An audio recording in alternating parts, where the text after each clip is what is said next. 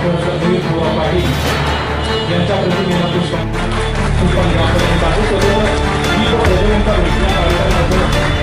करले आहे. शिक्षण संस्थेचे ऑडिटर आणि उच्च शिक्षण विभागाचे सभापती आदरणीय प्राचार्य डॉक्टर शिवलिंगम साहेब, त्यासोबतच महाविद्यालयाच्या उपप्राचार्य आणि सांस्कृतिक विभागाप्रमुख डॉक्टर जयंत नायक, विभाग प्रमुख डॉक्टर नाकार सर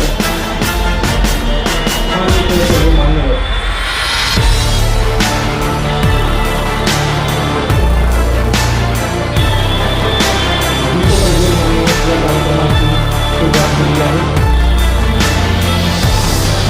ते समाजासमोर यावेत, आपल्या महाविद्यालयातील विद्यार्थ्यांना त्यापासून प्रेरणा मिळावी, हा कार्यक्रम साजरा करण्यापाठीमागचा प्रमुख उद्देश आहे. तर हा कार्यक्रम साजरा करण्यासाठी आम्हाला सतत मार्गदर्शन करणारे आमच्या महाविद्यालयाचे प्राचार्य आणि रयत शिक्षण संस्थेचे सचिव डॉक्टर विठ्ठल शिवणकर साहेब यांनी हा कार्यक्रम घेण्यासाठी आम्हाला परवानगी दिली, त्याचबरोबर मार्गदर्शन केलं. तर त्यांचंही मी या ठिकाणी जरी ते उपस्थित नसले तरी मी त्यांचं स्वागत करतो आणि व्यासपीठावरती असणाऱ्या सर्व मान्यवरांचं पुन्हा एकदा स्वागत करतो आणि मी माझं प्रास्ताविकाचं भाषण थांबवतो. जय हिंद, जय कर्मवीर. स्पर्धेचं या ठिकाणी आयोजित करण्यात आलेलं आहे. आपल्या महाविद्यालयाचे सन्माननीय प्राचार्य आदरणीय शिवणकर साहेब, त्याचबरोबर उपप्राचार्य रोशनारा शेख मॅडम, आजच्या स्पर्धेचे प्रमुख पाहुणे आणि उद्घाटक आदरणीय मेनकुळे साहेब, त्याचबरोबर DP भोसले कॉलेज या शिका या योजनेमधून पूर्ण केलेलं आहे. म्हणजे अत्यंत गरिबीतून आणि भूतपूर्व विद्यार्थी या कॉलेजचे असतील पण इतर कॉलेज ठिकाणी पण त्यांनी आपलं शिक्षण कमवाने शिका योजनेतून पूर्ण केलं आणि आज अनेक मोठमोठी पद्धती पादाक्रम करत आहेत. यापेक्षाही मोठी पद्धत त्यांना निश्चितपणे मिळतील. पण तरीही दुसरं वैशिष्ट्य मला सांगावं असं वाटतं ते म्हणजे आम्ही जेव्हा कुठं कधी भेटतो तेव्हा अगदी सलगीनं ते आमच्याशी बोलतात, वागतात. सकाळी फिरायला जाणार असेल त्यावेळी भेटतील किंवा आणखी कुठं, पण असं मला नाही वाटत की साहेब झालेत म्हणून. आम्हाला ते अजूनही आमच्याकडे आहेत असं ते जाणवून देतात. एक आमच्यासाठी खूप चांगली बाब सर्वांसाठी त्यांच्याकडून ही घेण्याची बाब आहे. दुसरं, संशोधनामध्ये त्यांनी बरंच मोठं काम केलेलं आहे. त्यांनी UGCच्या मायनरचं प्रोजेक्ट पूर्ण केलेलं आहे. ते स्वतः MPhil आणि PhDचे मार्गदर्शक आहेत. त्यांच्या मार्गदर्शनाखाली काही विद्यार्थी आपलं संशोधनाचं काम पूर्ण करत आहेत. तर काही विद्यार्थ्यांची जी PhD आणि MPhilची मौखिक परीक्षा असते या परीक्षांसाठी बहिस्थ तज्ज्ञ म्हणून ते उपस्थित राहिलेले आहेत. त्यांनी मार्गदर्शन केलेलं आहे होते आणि मला वाटतं कॉलेजमध्ये साधारण 10 वर्ष त्यांनी काम केलं असेल आणि त्यानंतर मग प्राचार्यपदी आणि आज सहसचिवपदी ते काम करत आहेत. तर या स्पर्धेच्या उद्घाटनाच्या निमित्तानं मी त्यांचं महाविद्यालयाच्या वतीनं हार्दिक स्वागत करतो आणि माझं ओळख अशा अतिशय असामान्य अशा स्वरूपाच्या ज्या व्यक्तिरेखा आहेत, अशा जी असामान्य अशा स्वरूपाची देशासाठी हुतात्म्य पत्करणाऱ्या महापुरुषांची मालिका आहे. यांचं जे योगदान आहे, यांचं जे बलिदान आहे, हे बलिदान पुढच्या पिढीला मिळावं, त्यांच्यापर्यंत पोहोचावं. त्यातून या नव्या पिढीनं हे जे स्वातंत्र्य मिळालेलं आहे, या स्वातंत्र्यासाठी आपलं काही योगदान आहे, आपली काही जबाबदारी आहे, याची जाणीव त्यांच्यामध्ये निर्माण व्हावी. त्या विद्यार्थ्यांच्यावरती तो सामाजिक बांधिलकीचा संस्कार व्हावा, अशा स्वरूपाची भूमिका, अशा स्वरूपाचा उद्देश डोळ्यासमोर ठेवून आज अशा काही ऐतिहासिक व्यक्तिरेखा आहेत, त्या व्यक्तिरेखांच्या सादरीकरणाची स्पर्धा आपण आज आयोजित केली. विद्यार्थी मित्र, आपल्याला कधीतरी अंतर्मुख होऊन या गोष्टीचा विचार करायला पाहिजे, याचं चिंतन करायला पाहिजे की ब्रिटिशांनी 1818 साली पेशवाईचा अस्त झाला मी काही इतिहासाचा विद्यार्थी नाही, पण सर थोडंसं ते या ब्रिटिशांनी काही आमिष आपल्याला दाखवली सुरुवातीच्या काळामध्ये. रेल्वे चालू केली, शिक्षण चालू केलं, आणखी काही विकासाभिमुख अशा स्वरूपाच्या योजना राबवल्या. पण या पाठीमागं आपल्याला भारतीय लोकांचं काहीतरी कल्याण करायचं आहे हा उद्देश त्या पाठीमागं कधीच नव्हता. तर त्या पाठीमागे एक छुपा अजेंडा त्यांचा काम करत होता, तो म्हणजे आपली सत्ता अधिकाधिक प्रबळ करणं, अधिकाधिक या भारतीय लोकांच्या वरती आपल्या स्वातंत्र्याचा अंकुश अधिक घट्ट करणं ही त्या पाठीमागची भूमिका होती. आणि म्हणून त्यांनी सुरुवातीच्या काळामध्ये काही विकासात्मक अशा स्वरूपाचं आमिष आपल्याला दाखवण्याचा प्रयत्न केला. ही सर्व प्रक्रिया समजावून घेऊन या ब्रिटिशांच्या विरुद्ध आपण आवाज उठवला पाहिजे अशा स्वरूपाची भूमिका घेणारे शेकडो कार्यकर्ते, शेकडो समाज सुधारक, शेकडो क्रांतिकारक हळूहळू आपल्या मातृभूमीच्या साठी निर्माण झाले. यांची मालिका सुद्धा खूप मोठी आहे. म्हणजे काहींनी आपली लेखणी हातात घेतली, लेखणीच्या माध्यमातून सामाजिक सुधारणेचा विचार पुढे नेण्याचा प्रयत्न केला. अगदी बाळशास्त्री जांभेकरांच्या पासून आपल्याला 1832 पासूनची ती प्रक्रिया लक्षात घेता येईल. महात्मा फुले आहेत, सावित्रीबाई फुले आहेत, शाहू महाराज आहेत, डॉक्टर बाबासाहेब आंबेडकर आहेत. पण यांच्याबरोबरच महात्मा गांधींच्या सारखा एखादं असामान्य व्यक्तिमत्व अहिंसेतून स्वातंत्र्यापर्यंत आपल्याला घेऊन जाण्याचा प्रयत्न यांनी केलेला आपल्याला पाहायला मिळतो. महात्मा गांधीजींचा चले जाव सारखं 2 शब्द या ब्रिटिशांना 150 वर्षाची आपली सत्ता सोडून बाहेर पडायला प्रवृत्त केलं जातं. ही किती मोठी गोष्ट आहे, हे केवढं मोठं सामर्थ्य आहे त्या शब्दांच्या मध्ये. एका बाजूला जहाल पक्ष असेल, मवाळ पक्ष असेल, असे अनेक लोक सांगता येतील. भगतसिंग असेल, बाबूगेना असेल, राजगुरू असेल, कितीतरी नावं सांगता येतील आपल्याला. नेताजी सुभाषचंद्र बोस यांनी असं म्हटलेलं होतं का की तुम मुझे खून दो मैं आपको आझादी दूंगा. हे सगळं जे आहे इथं बसलेल्या माझ्या सहित आपण सर्वजण या स्वातंत्र्याचे लाभार्थी आहोत. पारतंत्र्याचे चटके काय असतात, पारतंत्र्याच्या वेदना काय असतात, हे इथं बसलेल्या आपल्यापैकी कुणालाच त्याची जाणीव नाही का. आणि मग आपल्याला सहज मिळालेले स्वातंत्र्य आहे, आपण ज्याचा उपभोग घेतो आहे, ज्याने या देशाला या ब्रिटिशांच्या साखळदंडातून, यांच्या जाचातून मुक्त करण्यासाठी, या मातृभूमीला मुक्त करण्यासाठी अनेक लोकांनी आपलं बलिदान दिलं. आज येणारी जी नवी पिढी आहे, या नवी पिढीला याची जाणीव व्हावी, याचा संस्कार त्यांच्यापर्यंत व्हावा, त्यांचा विचार त्यांच्यापर्यंत पोहोचावा. आणि ते विचार पोहोचण्याचे अनेक माध्यम आहेत. आपण वर्गात बसलेल्या विद्यार्थ्यांना कदाचित इतिहास सांगताना या सगळ्या व्यक्तिरेखा आपण डोळ्यासमोर त्यांच्या उभा करतो. पण ह्या डोळ्यासमोर उभा करण्यात असताना दुसरं एक माध्यम घेऊन आपण जर समाजापर्यंत जाण्याचा प्रयत्न केला, या विद्यार्थ्यांच्यापर्यंत जाण्याचा प्रयत्न केला, तर हे स्वातंत्र्य आपल्याला सहजासहजी मिळालेलं नाही. हे स्वातंत्र्य मिळवण्यासाठी अनेकांनी आपलं रक्त सांडलेलं आहे, आपलं बलिदान दिलेलं आहे. या बलिदानातून आपल्याला हा स्वातंत्र्याचा आस्वाद घ्यायला मिळतो आहे. या स्वातंत्र्याचं रक्षण करण्याची जबाबदारी आज आपल्यावरती आहे आणि ही जबाबदारी आपण निष्ठेनं पार पाडली पाहिजे.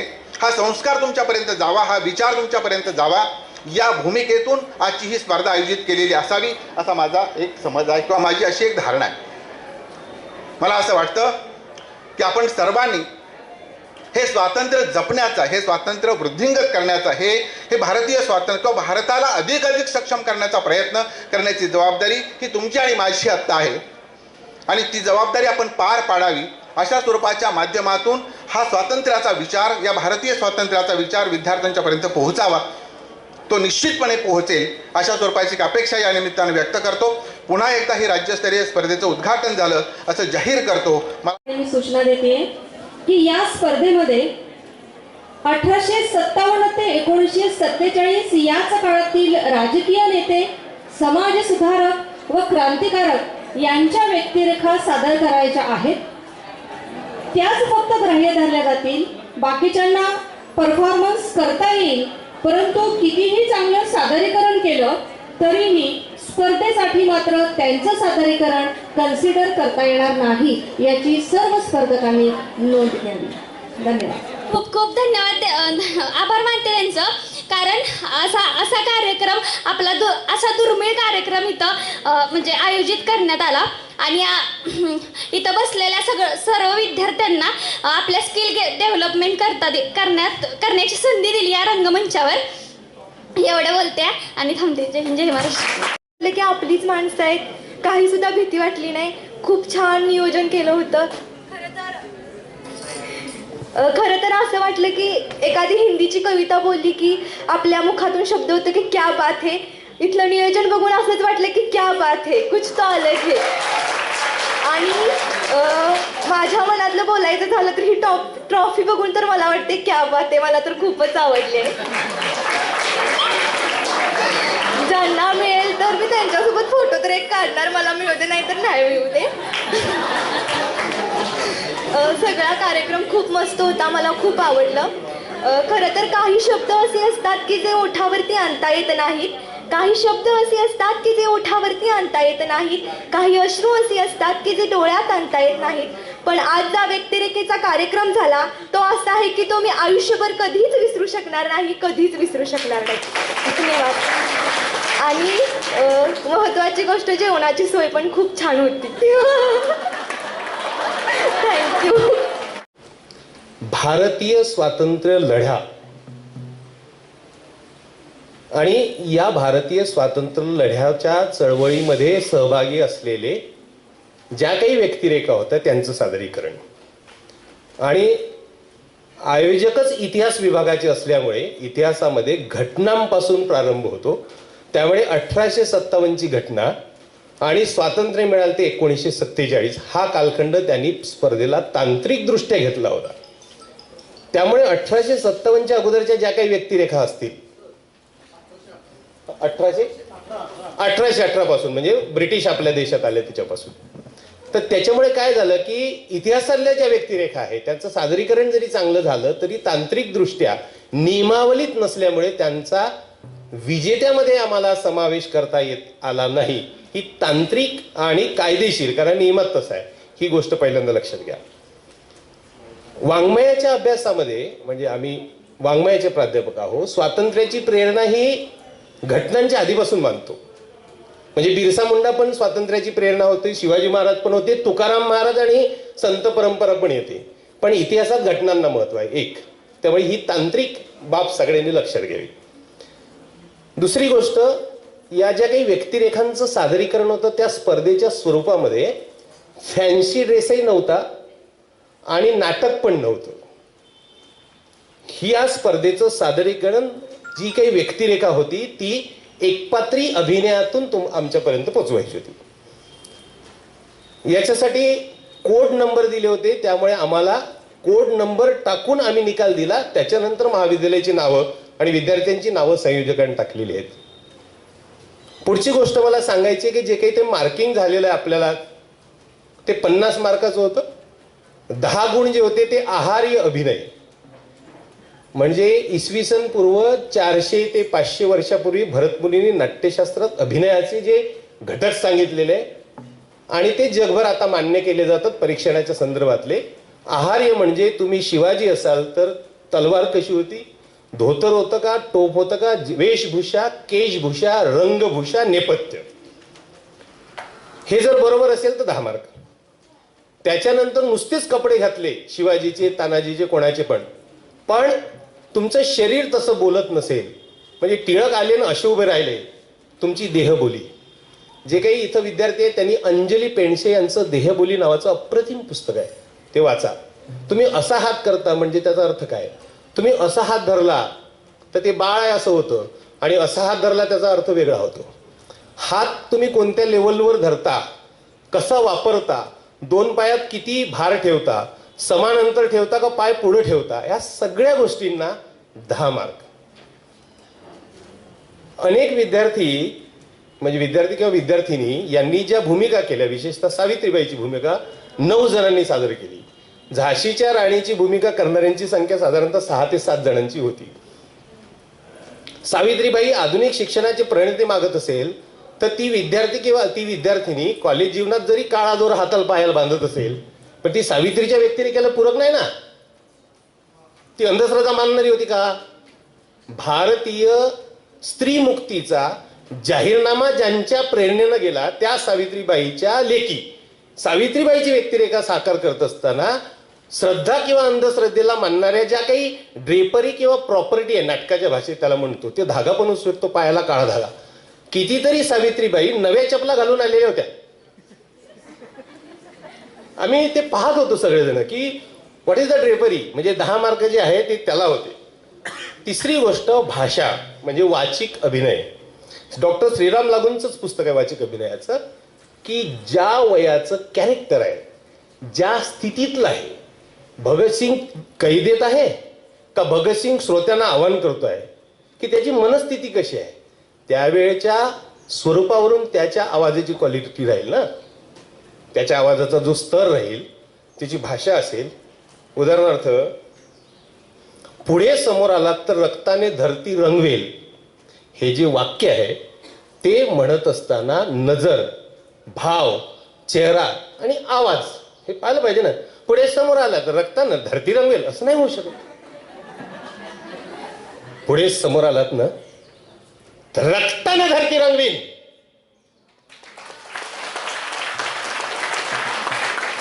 किंवा एक वाक्य असं होतं, म्हणजे फार सुंदर वाक्य होतं ते, सानिध्याचं सातत्य असलं की मन कसं टवटवीत राहतं. ह्या डायलॉगची डिलिव्हरी कशी पाहिजे? सानिध्याचं सातत्य असलं तर मन कसं टवटवीत राहतं. सानिध्याचं सातत्य असलं की मन कसं टवटवीत राहतं. सानिध्याचं सातत्य असलं ना की मन कसं टवटवीत राहतं. नटसम्राट मध्ये तो विठोबा विचारतो की अप्पासाहेब हे वाक्य मी कसं म्हणू? चंद्रसेना, असं नीच कर्म तिच्याकडून घडलं तरी कसं, या वाक्यात मी जोर कुठं देऊ? चंद्रसेना, चंद्रसेना, चंद्रसेना, असं नीच कर्म तिच्याकडून घडलं कसं? चंद्रसेना, असं नीच कर्म तिच्याकडून घडलं कसं? चंद्रसेना, असं नीच कर्म तिच्याकडून घडलं कसं? चंद्रसेना, असं नीच कर्म तिच्याकडून घडलं तरी कसं? घडल्यावर जोर दिला की प्रोसेस सांग कसं घडलं. तिच्याकडून घडलं म्हणजे दुसऱ्या कोणाकडून घडलं नाही. प्रत्येक शब्दांना तुम्ही कुठं जोर देता, तो व्हॉइस कुठं वापरता, ह्या सगळ्या गोष्टी ह्या सादरीकरणामध्ये महत्त्वाच्या असतात. आणि सर्वात शेवटचे 10 मार्क, की हे सगळं करत असताना जी व्यक्तिरेखा आहे तिच्या भावना श्रोत्यांपर्यंत पोचता की नाही, पोचवता की नाही, तो भाव पोचतो की नाही, त्याच्याशी श्रोते समरस होतात की नाही, त्याला म्हणायचं सात्विक अभिनय. हे 4ही अभिनयाचे 40 मार्क जर तुम्ही परिपूर्ण केले की लोक टाळ्या वाजवतात, त्याला म्हणतात प्रतिसाद, त्याचे 10 मार्क. पोचलं म्हणजे तुमच्यापर्यंत. तिसरं एक निरीक्षण मी असं नोंदवलेलं आहे, म्हणजे मला असं जाणवलं की या सगळ्या व्यक्तिरेखांच्या बाबतीतले प्रभाव तुम्ही कुठून स्वीकारलेत? तर या तरुण पिढीवर समाज माध्यमांचा प्रचंड प्रभाव आहे. म्हणजे 7-9 जणींनी सावित्रीबाई का सादर केली तर युट्यूबवर सर्च केले की पहिल्यांदा जी स्क्रिप्ट सापडली त्याच्यातल्या 5 जणींची स्क्रिप्ट एकसारखीच होती. दुसरी गोष्ट म्हणजे दुसरं त्याच्यातून निरीक्षण काय समोर आलं की वाचन कमी आहे. वाचन कमी आहे कसं लक्षात आलं की झाशीच्या राणीचं नाव मणिकर्णिका असं उच्चारते आहे. तुम्ही झाशीच्या राणीचीच भूमिका करताय, तिचं नावच तुम्ही मणिकर्णिका असं उच्चारते आहे. त्याचा अर्थ त्या व्यक्तिरेखा समजून घेण्याच्या मागचं तुमचं वाचन हे लक्षात घेतलं पाहिजे. तिसरी गोष्ट, सर्व मुलींनी स्त्री व्यक्तिरेखा म्हणजे हा जो कालखंड आहे तो साधारणतः 150 वर्षाचा कालखंड आहे. 150 वर्षामध्ये आपल्याला फक्त सावित्रीबाई आणि झाशी राणी या 2च व्यक्तिरेखा सापडाव्यात हे इतिहासाचं दुर्दैव आहे. हा कार्यक्रम इतिहासानं आयोजित केलेला आहे. त्यामुळे आता एक नवीन ट्रेंड हिस्ट्री संशोधनामध्ये येते आहे की अनटोल्ड स्टोरीज जे आहेत, जो दबलेला इतिहास आहे तो आला पाहिजे. म्हणजे मला त्या मुलीचं फार कौतुक वाटलं. मी ती परीक्षणात असेल नसेल तो भाग वेळ नाहीच आहे कदाचित, पण तिनं एक अशी आदिवासी व्यक्तिरेखा शोधून काढली की ज्याची हिस्ट्री आपल्याला माहीत नव्हती. किंवा लक्ष्मीबाईची एक अशी सुंदर स्क्रिप्ट लिहिली होती तिनं लिहिली होती किंवा सरांनी लिहून दिली असेल, पण लक्ष्मीबाई म्हणजे अण्णांची पत्नी हिच्याबद्दलच्या कुठेही लिहिल्या न गेलेल्या, अजून कुठेही वाचता येत नाही तिच्या मनाची काय स्थिती असेल, हे फार सुंदर लिहिलेली स्क्रिप्ट होती. तर त्यामुळे तुमच्या सगळ्या व्यक्तिरेखांच्या मुळाशी असलेली जी संहिता आहे, टेक्स्ट आहे, जी स्क्रिप्ट आहे, ते खूप महत्त्वाची असते. त्याच्यावर काम करा. बरंच काही बोलता येईल, पण ते वेगळं मानधन देऊन कार्यशाळेत बोलवा. तुमचा आवाज खूप भारी आहे. इतकं आपुलकेनं त्यांनी विचारलं की असं वाटलंच नाही की बाबा आपला भाग सोडून आपण बाहेरच्या भागात आलो आहे. आणि छत्रपती शिवाजी महाराज हे या कॉलेजचं नाव आहे. त्यामुळं मी तुम्हा सर्वांना इतकंच सांगू इच्छिते की दुःखामध्ये डोळ्यातून धार आणू नका, संकोचित जगण्याला सार मारू नका. छत्रपती शिवरायांचे मावळे आहात, कधी हार मानू नका, कधी हार मानू नका. राजांसाठी 4 वाक्य बोलू इच्छिते. इंद्रजिनी जृंभ पर, बाडव असंभ पर, रावण सदंभ पर, रघुकुल राजे, पवनबारी बाह पर, संबुरती नाह पर, जोससह बाह पर, राम द्विजराजे, द्रामाद्रुमदुंड पर, चीता मृगजंड पर, भूषण वितुंड पर, जैसे मृगराजे, तेजतम अंस पर, कन्नजिमी कंस पर, त्योमलिच्छ बंस पर, शेर शिवराजे, शेर शिवराजे. धन्यवाद. द्वितीय विद्यार्थीला आमंत्रित करतो. कुमारी. काही मुलांच्या मध्ये अभिनयाची खूप क्षमता आहे, पण त्यांना मार्गदर्शन पर्टिक्युलर लाभलेलं नाही, हेही आम्हाला या ठिकाणी इथं दिसून आलं. समाज माध्यमातून जे काय त्यांनी मार्गदर्शन स्वतः मिळवायचं ते मिळवलं आणि त्याच्या माध्यमातून व्यक्तिरेखा सादर झाल्या. सरांनी एक निरीक्षण नोंदवलं की सावित्रीबाई फुले असतील आणि झाशीची राणी असेल, याशिवाय सुद्धा अहिल्याबाईंची व्यक्तिरेखा या ठिकाणी सादर झाली. इंग्रजीतून सादर करण्याचा एक छान प्रयत्न त्या मुलीने केला. तिच्यासाठी टाळ्या वाजवा. कारण आपल्या भाषेत आपण बोलतोच, परंतु दुसऱ्या भाषेतून एखादी व्यक्तिरेखा मांडण्याचा प्रयत्न करणं हा तिचा स्तुत्य प्रयत्न होता. आदिवासी आमच्या भिल्ल जो स्वातंत्र्य सैनिक आहे त्याची व्यक्तिरेखा या ठिकाणी सादर झाली. अरुण आसपालींची व्यक्तिरेखा या ठिकाणी सादर झाली आणि आनंदी गोपाळांची व्यक्तिरेखा या ठिकाणी सादर झाली. मुलींनी छान परफॉर्मन्स केला, मुलांनी सुद्धा छान प्रयत्न केला. सगळ्यांसाठी एकदा टाळ्या वाजवा. आणि न कळत पाणी आलेलं होतं आणि त्यांचा फक्त परफॉर्मन्स बघत होतो. मग नंतर परफॉर्मन्स संपल्यानंतर टाळ्या ज्यावेळी वाजलं त्यानंतर लक्षात आलं मी परीक्षक आहे. मग मी गुण दिले. इतके चांगले त्यांचे परफॉर्मन्स होते. सावित्रीबाई फुले तर इतक्या होत्या, म्हणजे मला असं वाटतं की सावित्रीबाई फुलेंनी स्त्री शिक्षणाचा जो जागर मांडलेला होता ते आता त्या वरून बघत असतील आणि त्यांच्या आत्म्याला आता शांतता लाभली असेल की इतक्या सावित्री या पुढे आलेल्या आहेत.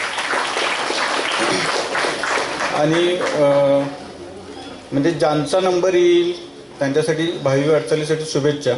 आयोगांचे मी आभार मानतो की त्यांनी, मी शास्त्राचा माणूस असून म्हणजे माझा विषय प्राणीशास्त्र आहे तरी मला परीक्षक म्हणून बोलवलं. म्हणजे मी थिएटर सोडून बरीच वर्ष झाली. 2006 साली मी शेवटची एकांकिका केलेली होती. थोडंफार मी लिहायचो, कादंबरी काही लिहिलेल्या आहेत, पण म्हणजे परीक्षक म्हणून मी पहिल्यांदा उभा आहे. आणि ज्यांचं कोणाचे नंबर येतील त्यांना भावी आयुष्यासाठी शुभेच्छा. आणि ज्या महाराष्ट्रातील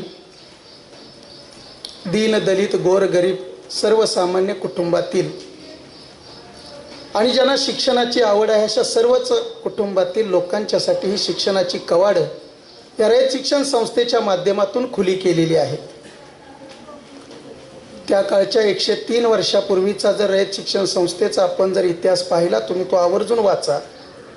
त्यावेळची परिस्थिती आणि आजची परिस्थिती ही फार शिक्षणाच्या क्षेत्रात आज वेगळी आहे.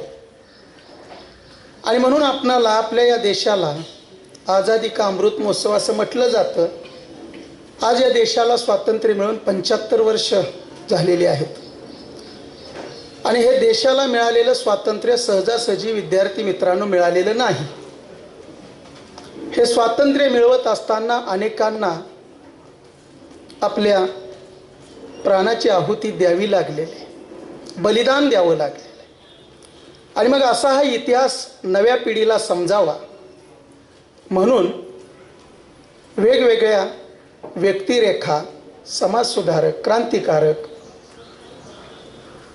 तुमच्या रूपानं पुन्हा साकार करण्याची आवश्यकता एक वेगळा प्रयोग म्हणून या ठिकाणी या इतिहास विभागाच्या लोकांनी आणि या महाविद्यालयानं केलेला आहे. एक वेगळा उपक्रम आहे असं म्हटलं तरी वावगं ठरणार नाही. कर्मवीर अण्णा हे फक्त शिक्षणाच्या क्षेत्रामध्येच काम करत होते असं माझ्या काही वेगवेगळ्या महाविद्यालयातून रयतच्या शिवाय बाहेरच्या महाविद्यालयातून आलेल्या माझ्या विद्यार्थिनींचा यदा कदाचित समज असेल.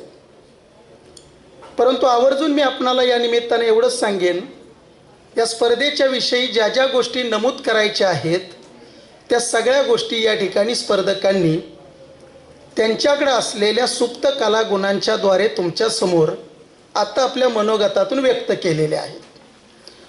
मी सहज काल परवा एक पुस्तक पाहत होतो, वाचत होतो. आरे कुंभार सरांनी लिहिलेलं ते पुस्तक आहे.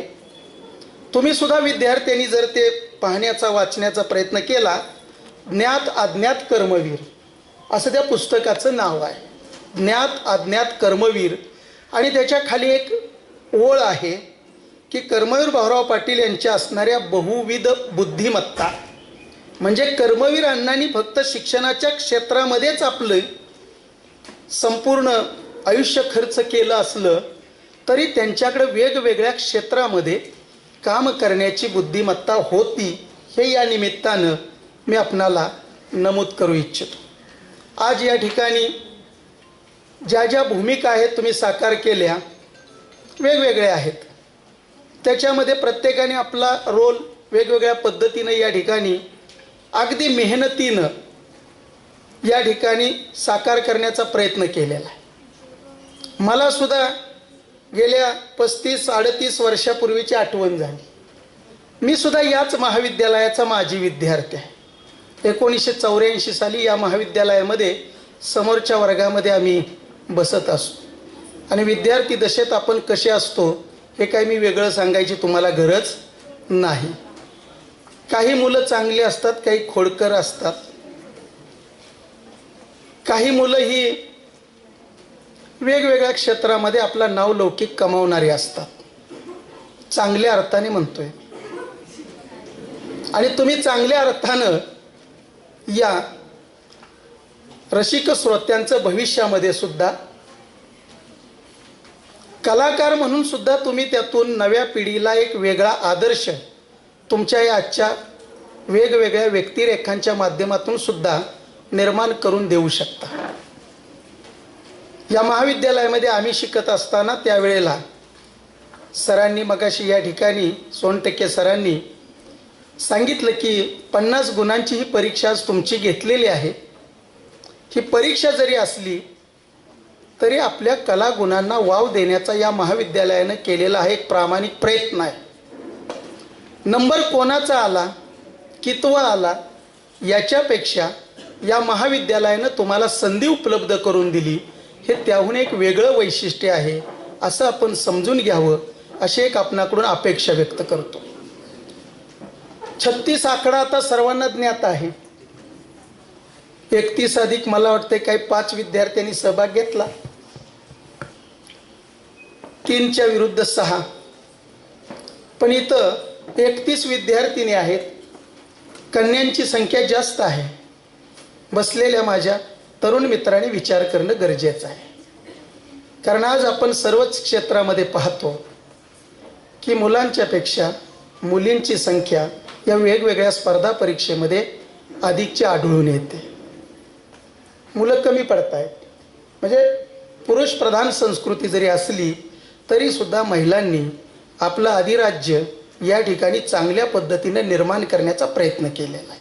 आणि जो वस्तीला आला त्याला ताटामधला घास दिला, ही कर्मवीर अण्णांची शिक्षणामधली असणारी प्रणाली आज महाराष्ट्राच्या कानाकोपऱ्यामध्ये सुद्धा वसतिगृहाच्या रूपानं जोपासली जात आहे. या ठिकाणी तुम्हाला सुद्धा ही संधी प्राप्त करून दिली. या ठिकाणी ज्या स्पर्धकांनी आपली काही वेशभूषा असेल, केशभूषा असेल, त्याच्यामध्ये काही उणीव असतील किंवा काही चांगल्या गोष्टी असतील, त्याचं परीक्षण अतिशय प्रामाणिकपणे या परीक्षकांनी केलेलं आहे.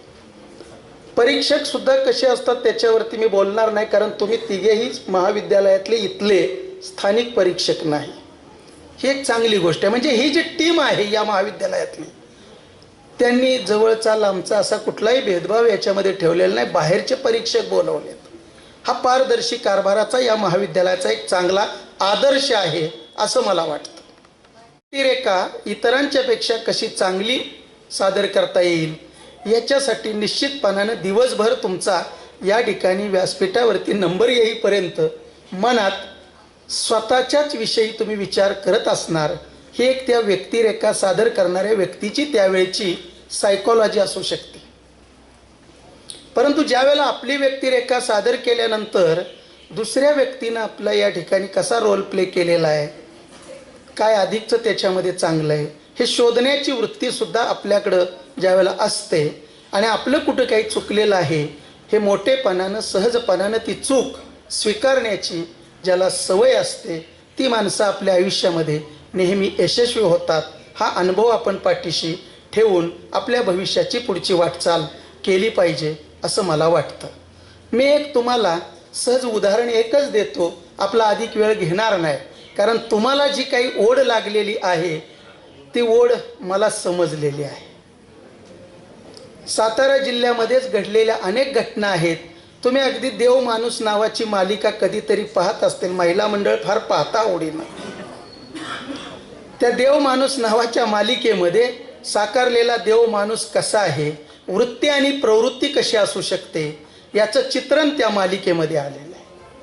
त्याचबरोबर रुक्मिणी सुतार नावाची एक इथंच आम्ही ज्यावेळेला इथं शिकत होतो त्यावेळेला नोकरीला असणारी ती महिला भगिनी इथं पवई नाक्यावरती असणारं जे इरिगेशनचं डिपार्टमेंट ऑफिस आहे त्या ऑफिसमध्ये काम करणाऱ्या साध्या महिला क्लार्क, त्याच्यामध्ये त्या कशा ग्रामीण मराठी भाषेतल्या अस्सल, आता मी शिव्या म्हणणार नाही, परंतु ती काही शब्दप्रयोगाची जी फेक आहे ती फेक शब्द फेक कशी आहे ही जरी आपण अनुभवली तरी तुम्हाला कलाकार हा कसा असतो, तो अंतकरणापासून बोलल्यानंतर त्याची हावभाव कशी असते, बोलण्यातले चढ उतार कसे असतात, गीतातले जसे चढ उतार आम्ही म्हणतो तसे हे शब्दातले सुद्धा चढ उतार कसे असतात त्यावरती मला वाटतं 100% सरांनी त्या ठिकाणी काही गोष्टी आपल्याशी बोलताना शेअर केलेल्या आहेत. जन्माला जो जीव आला त्याला मृत्यू अटळ आहे, मग तो कृमी कीटक असो नाहीतर मनुष्य देह असो. मूर्तिकारांनी मूर्ती घडवल्या आणि यमदूताला एकदा असं वाटलं की हा चांगला मूर्तिकार आहे, याला आपल्याजवळ घेऊन जाऊया. यम आहे का नाही मला माहीत नाही, श्रद्धा अंधश्रद्धा हा भाग वेगळा आहे, परंतु त्या यमदूताला असं वाटलं की या मूर्तिकाराला आपण आपल्याकडे आता बोलावून घेऊया, याचं पृथ्वी तलावरचं अवतार कार्य याचं संपलेलं आहे. त्यांनी यमदूतांनी पृथ्वी तलावरती येऊन त्या मूर्तिकाराला त्या चित्रकाराला घेऊन जाण्याची तयारी केली आणि ही गोष्ट ज्या वेळेला त्या मूर्तिकाराला चित्रकाराला समजली त्यावेळेला त्याला असं वाटलं की वयाच्या 50व्या वर्षी आपला या ठिकाणी सुवर्ण महोत्सव ज्याला आम्ही म्हणतो तो साजरा व्हावा, वयाच्या 75ला अमृत महोत्सव साजरा व्हावा, 100 वर्षाचं आपणाला आयुष्य लाभलेलं आहे, आपली शताब्दी साजरी व्हावी, त्याच्यासाठी तो प्रयत्न करत होता. जगण्याची त्याची धडपड याच्यामधून दिसून येत होती आणि यमदूताला वाटत होतं याला शताब्दीकडे जाऊन द्यायचं नाही, त्याच्या अगोदर त्याला घेऊन यायचं. आणि म्हणून त्या मूर्तिकाराच्या डोक्यात एक शक्कल आली, अक्कल आली, त्याला एक युक्ती सुचली. त्यानं त्याच्या स्वतःसारखे चित्रकार या नात्यानं, मूर्तिकार या नात्यानं 9 प्रकारचे पुतळे स्वतःसाठी त्यांनी बनवले. त्याने स्वतःचं चित्र स्वतः रेखाटलं आणि स्वतःसारख्या 9 मूर्ती त्यानं तयार केले, पुतळे तयार केले, ठेवले की जेणेकरून यमदूत आल्यानंतर त्या यमदूताला सुद्धा कळलं नाही पाहिजे की यातला हा मूर्तिकार खरा कोणता आणि खोटा कोणता. ती एक कला आहे, ती एक कला आहे. 10वा चित्रकार किंवा तो मूर्तिकार जेव्हा यमदूत त्याला न्यायला आला त्यावेळेला ओळीनं 9 अशा त्या ठिकाणी पुतळ्यांची मांडणी केलेली होती. हुबेहूब एकसारखे चेहरे असणारे, एकसारखी शरीराची रचना असणाऱ्या त्या 9 मूर्तींचे ते 9 पुतळे त्या ठिकाणी उभे केलेले होते. यमदूत येतो आणि आदेश देतो, चल माझ्या बरोबर. त्यावेळेला 10वा हा जिवंत असणारा, ज्यांनी ह्या चित्रकारितेमध्ये काम केलेलं आहे, मूर्ती घडवलेला आहे, तो मूर्तिकार 9च्या शेजारी जाऊन शांतपणे उभा राहतो. यमदूत येतात, त्यांचे इतर सैन्य येतं. आता कसं आहे, राजा म्हणलं की प्रजा आहे, तसं यमदूत म्हणलं की त्याचं सैन्य आलंच, तसं ते सगळं सैन्य त्याच्याबरोबर असतं. आणि मग यमदूताला जेव्हा प्रश्न पडतो की यातला खरा मूर्तिकार कोणता आहे, जिवंत कोणता आहे? हे 10 तर जिवंत दिसत आहेत मला हुबेहूब. यातला कोणता खरा मूर्तिकार आहे त्याला आता शोधायचं आहे. यमाला सुद्धा प्रश्न पडतो की खरा कोणता, आणि यातला आता बोगस म्हणत नाही पण यातला नकली कोणता. त्यावेळेला ते विचार करतात आणि यमदूताच्या पुढं हा ज्यावेळेला यक्ष प्रश्न निर्माण होतो तो सुद्धा संभ्रमावस्थेमध्ये असतो. त्यावेळेला यमदूत म्हणतात की त्या चित्रकारांनी मूर्तिकारांनी या मूर्ती घडवत असताना किंवा ही चित्ररेखा साकारत असताना याच्यामध्ये त्या मूर्तिकारांनी स्वतःमधले व्यंग याच्यात अजिबात दाखवलेले नाहीत. आणि मग एखाद्या विषयी आपण जर असं काही दुराग्रहानं जर बोललो तर स्वतःतली काही असणारी जी काही स्वत्वाची जाणीव आहे ती जाणीव बरोबर त्या ठिकाणी त्या व्यक्तीला होते. याच्यामध्ये असणाऱ्या काही उणीव आहेत या 9-10 लोकांच्या मध्ये, या पुतळ्यांच्या मध्ये, असं ज्यावेळेला यमदूत म्हणतात त्यावेळेला खराखुरा असणारा तो मूर्तिकार त्याला स्वत्वाची जाणीव झाली आणि तो यमदूताच्या पुढे बोलून गेला की या असणाऱ्या सगळ्या पुतळ्यांच्या मध्ये कोणत्याही प्रकारचं मी माझं व्यंग दडवलेलं नाही. मी जसा आहे तसेच हे 9 पुतळे आहेत. तो स्वतःच बोलता झाला आणि यमदूताच्या ॲटोमॅटिक त्याला स्वाधीन व्हावं लागलं. सांगण्याचं तात्पर्य हे आहे की ज्या वेळेला माणूस चिडतो त्यावेळेला तो स्वतःच आपली मतं व्यक्त करायला लागतो. यमदूताने सुद्धा त्या ठिकाणी या 9-10 पुतळ्यांची परीक्षा घेण्याचं काम केलं. आता तुम्ही सुद्धा तुम्हाला ज्या प्राध्यापकांनी या अध्यापनाच्या आणि या व्यक्तिरेखेच्या क्षेत्रामध्ये रोल प्ले करण्यासाठी घडवलं त्याच्यामध्ये कुठंतरी कमी जास्त जर झालं असेल तर फार काही जीवाला लावून घ्यायचं नाही. ज्याचा नंबर आला त्याला संधी मिळाली, ज्याचा आला नाही त्यानं पुढच्या वेळेला तयारी करणं अपेक्षित आहे. असे काही नाविन्यपूर्ण उपक्रम घेण्यासाठी नेहमीच अग्रेसर असतो. आपल्या भारताला स्वातंत्र्य मिळून आपण त्याचा अमृत महोत्सव यावर्षी साजरा करत आहोत आणि या अमृत महोत्सवी वर्षानिमित्त इतिहास विभागाने बरेचसे कार्यक्रम आयोजित केले. पण त्यातला आजचा जो हा कार्यक्रम आहे तो एक वेगळ्या प्रकारचा कार्यक्रम आहे. खरं तर सांस्कृतिक विभागानं त्यांना मदत केलेली आहे. मूळ संकल्पना जी म्हणतो आपण ती आहे इतिहास विभागाची. आणि मासाळ सर माझ्याकडे आले आणि त्यांनी मला विचारलं की असा सांस्कृतिक उपक्रम आम्हाला इतिहास विभागामार्फत घ्यायचा आहे. ती कालखंडाचा विषय होता आणि त्यामुळं त्या कालखंडामध्ये ज्या व्यक्तिरेखा आल्या त्यांनाच या ठिकाणी आपल्या परीक्षकांनी मार्क्स दिलेले आहेत आणि त्यांचेच नंबर्स काढलेले आहेत. खरं तर रोल प्ले कोण करू शकतो किंवा रोल प्ले आपण कुणाचा करू शकतो? तर जे आपण नाही आहोत, जे आपण नसतो त्याचा आपण रोल प्ले करत असतो. ती भूमिका आपण बजावत असतो, साकारत असतो. आपण जे नसतो तीच भूमिका साकारणं तसं कठीण असतं, तसं अवघड असतं. आणि त्यातच ऐतिहासिक काळातील व्यक्तिरेखा साकारणं तसं खऱ्या अर्थानं अवघड काम आहे. आज या स्पर्धेमध्ये 36 मुलांनी सहभाग घेतला आणि त्याच्यामध्ये 31 मुली होत्या, 5च मुलं होती. आणि या सर्वांनी खरंच या स्टेजवर येऊन जे सादरीकरण केलं ते सर्वांचंच उत्तम सादरीकरण होतं. फक्त काही मार्क्स जे काही गेले असतील ते त्यांच्या म्हणजे एकूण चप्पल कशी आहे किंवा केसांची स्टाईल कशी आहे याच्यावरनं थोडेफार मार्क्स कमी जास्त झाले असतीलही परीक्षकांच्या दृष्टिकोनातून. पण आम्ही जेव्हा इथं बसून पाहत होतो तेव्हा आम्हाला सर्वांचेच अभिनय आणि सर्वांचंच सादरीकरण खरोखरच अतिशय उत्तम दर्जाचं जाणवत होतं, वाटत होतं. त्यामुळं कुठल्याही स्पर्धकांना असं समजू नये की आपला नंबर आला नाही म्हणजे आपलं सादरीकरण हे चांगलं झालेलं नाही. मला जास्त बोलायचं नाही कारण इथं ज्या सोनेरी रंगाच्या 4 ट्रॉफीज दिसत आहेत त्याच्यावर सगळ्यांचं लक्ष आहे. पण चिंदे सरांनी एक चलाखी केली, हुशारी केली की भाषणं आधीच आटपून घेतली